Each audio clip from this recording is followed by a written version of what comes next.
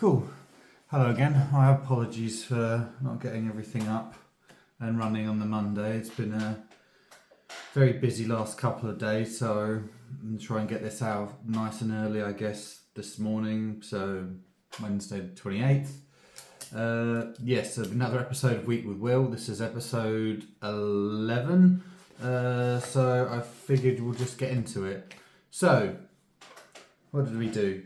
Start of the week, we were finishing up some drawing up from a previous survey, ensuring that that job is fully sort of wrapped up, done, good to go, okie dokie.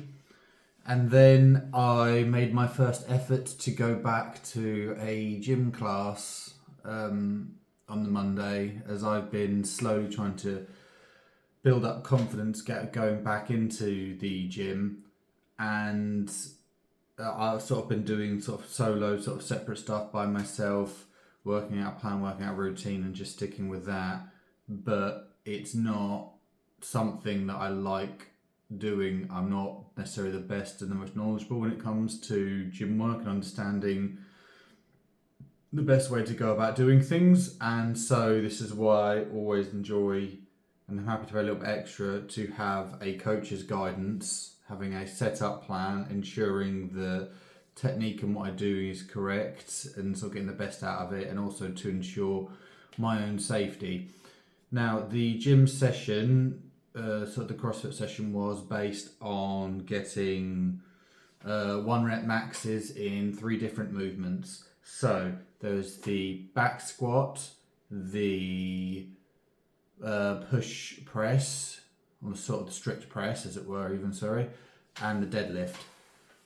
So the strict press, you can only sort of go so heavy on the basis of it's solely almost sort of shoulder and arms. You're not using your legs at all, and then you get a lot of your strength, particularly in many of the CrossFit movements, from your legs, i.e. your back squats, i.e. your deadlifts. The deadlift out of the 3 is probably the movement which you can get the heaviest, as long as your technique is correct and you're not harming your back. It's essentially obviously picking up the bar in sort of a correct manner up your leg and sort of moving your legs sort of correctly and back, sort of keeping your back straight with it, ensuring you're lifting with your back and not also lifting with your legs, not your back. Apologies, the no way around. And then we had the back squat, which is one you can sort of do quite heavy, which we did from the rack. Sort of setting up the bar, sort of getting down nice and low, and the ability to drive back up with your legs. Unfortunately, this led to a rather uncomfortable moment, as this is the first time I was working with said coach, who seemed very lovely, very nice. And I asked for them to spot me on my final back squat, and I tried to very much go for my 1 rep max, despite having not been doing back squats very regularly recently, to the point that I had to bail, and that means going the bar going backwards. Coach behind me trying to support it. She's obviously going to struggle because it's a very heavy weight. Bangs down and bruises her knee and sort of leaves her out of action for the rest of the session. So, not my finest moment. One that will bother me for quite a while, and one that I cannot continuously keep apologising to the coach over. Obviously, they've sort of said it's sort of in they're happy as long as I haven't broken my neck, but I'm still a self-conscious person, I'd like to think, and so still feel absolutely horrendous over that. So if they ever do manage to start watching this, my apologies once again. And then we were back in the office Tuesday to simply go through a few more sort of company sort of updates in regards to the software and the procedure that's sort of undertaken for surveys, and the ability to process and draw up our work through the use of the N4 software, which is something that, as I've mentioned in previous sessions, I'm steadily getting a little bit more comfortable with, a little bit better. Obviously still a few nooks and crannies to it, there was sort of one of the more experienced surveyors coming to our office so we could have discussions. This is the person that helped set up the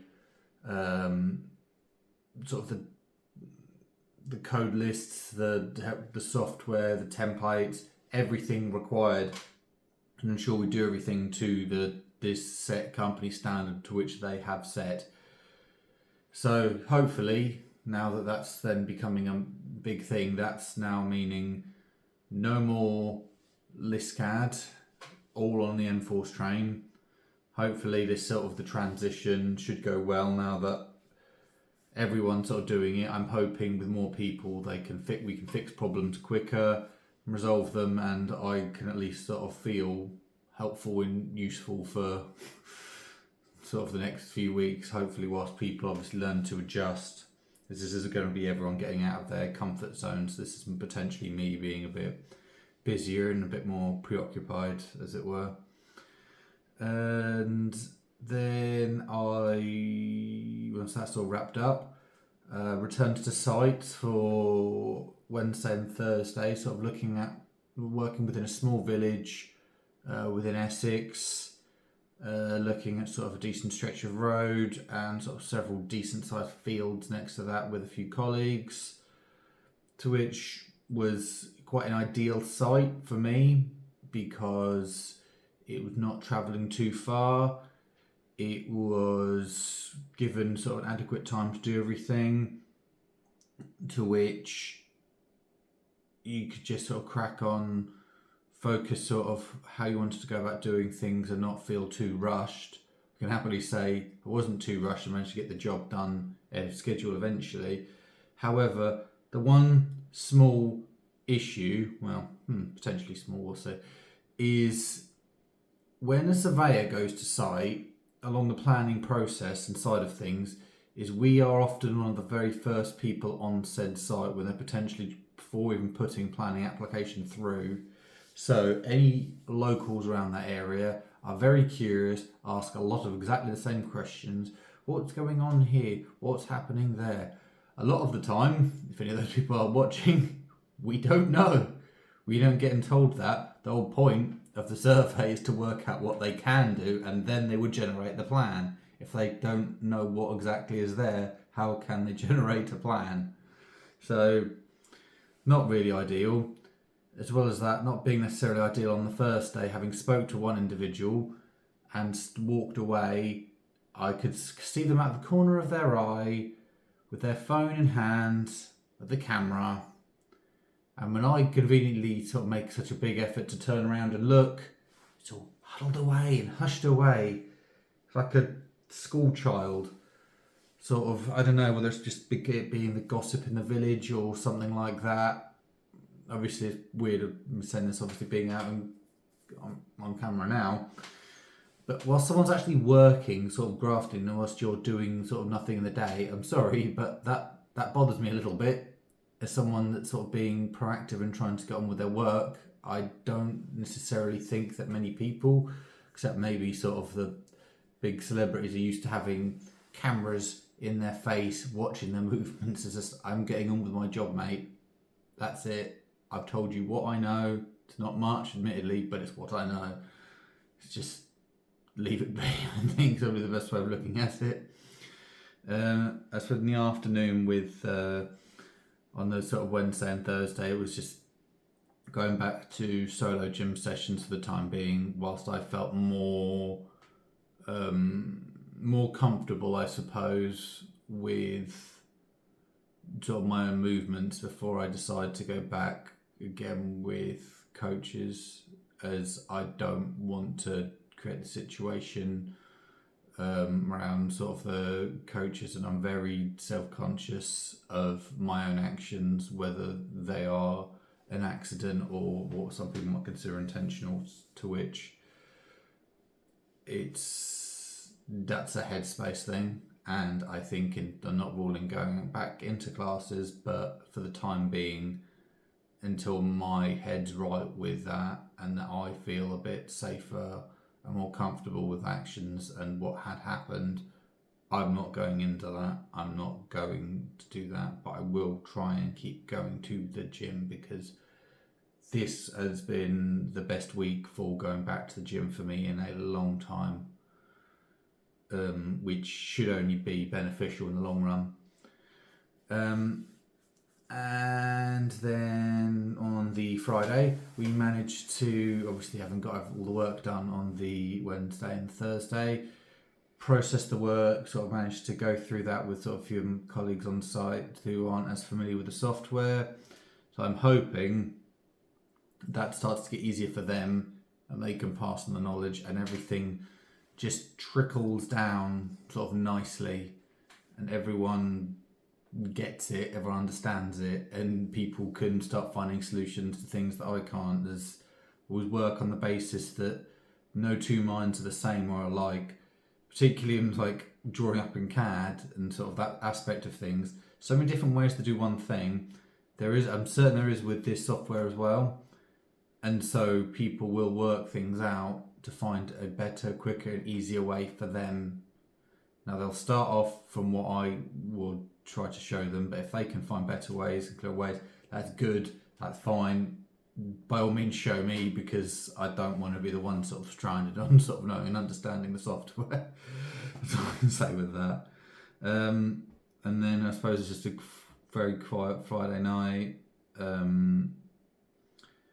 It's just playing a lot of games, in particular Elder Scrolls Online at the moment. I've not been as overly keen to play the multiplayer games, as it were. I think at this moment in time I want to, although it's a game you can play with lots of friends, it's more a game that I can just do missions, get things done, achieve the small minor victories on it and feel some sort of accomplishment, I suppose, which makes me, well, better, I suppose, in a small way. I've been preoccupied. After that, had the Saturday and sort of weekend rolling around. Unfortunately, the usual stuff, the housework, the busy stuff around, trying to go and nipping out of the house to sort of try and work out a few issues, sort of concerns over the state of my tyres, and organising potential massages or treatments from Riverhill, sort of a nearby or local spa, having won the company step challenge sort of a couple of months ago and given sort of vouchers for that. So thankfully I could then actually manage to book it literally for the next day, which was brilliant, which I loved. So that's obviously what I did on the Sunday.